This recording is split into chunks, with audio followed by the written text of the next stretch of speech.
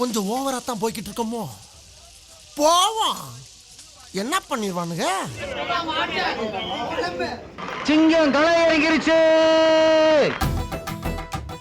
நாமக்கல் மாவட்டம் ராசிபுரம் அடுத்த பிள்ளாநல்லூர் பகுதியை சேர்ந்தவர் மணி. வாண்டடா வந்த ரவுடிங்கிற நம்ப மாட்டேங்கிறேன். எல்லாரும் பார்த்துக்க, நானும் பெரிய ரவுடி தான். பட்டதாரி இளைஞரான இவர் சம்பவத்தன்று சேலத்திலிருந்து அரசு பேருந்தில் ராசிபுரத்திற்கு சென்றார். இறங்கும் இடத்தில் செல்போன் துளைந்து போனதால் ஆவேசமானார் மணி.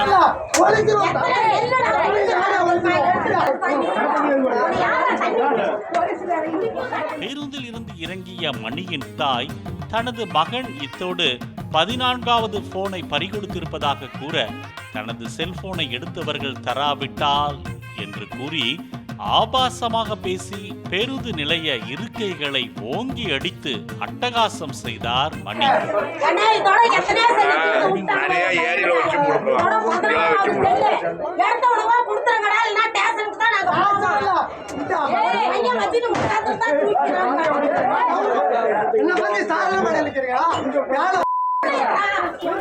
மீண்டும் பேருந்தில் ஏறி நடத்துனரிடம் குரலை உயர்த்த, மொபைல் போன் தொலைந்ததற்கு நிர்வாகம் பொறுப்பில்லை என கூறியதால் ஆத்திரமடைந்த மணி நடத்துனர் மற்றும் ஓட்டுநரை தாக்கியதோடு அரசு பேருந்து கண்ணாடியையும் உடைத்து ரகளையில் ஈடுபட்டார்.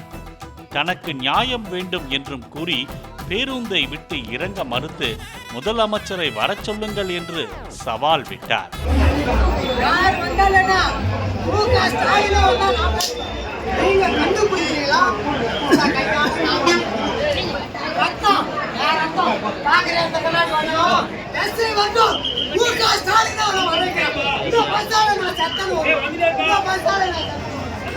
தகவல் அறிந்து விரைந்து வந்த போலீஸ் உதவி ஆய்வாளர் ஒருவர் அவரை சமாதானப்படுத்த முயல, சொல் பேச்சு கேளாமல் தனது ரகளையை தொடர்ந்தார்.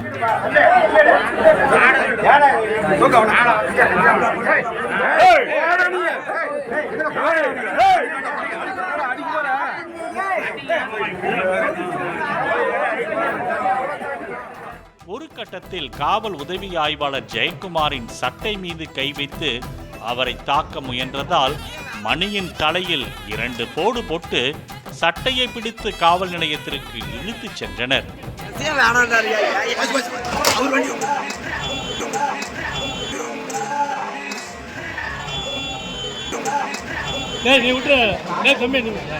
என்ன சார் பண்றாங்க? அவரே அடிக்கிறான்.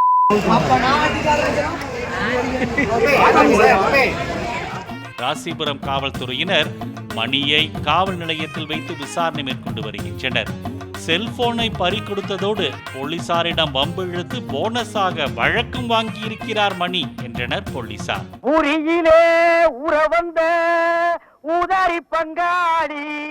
பாலிமர் செய்திகளுக்காக ராசிபுரம் செய்தியாளர் பிருத்திவிராஜ்.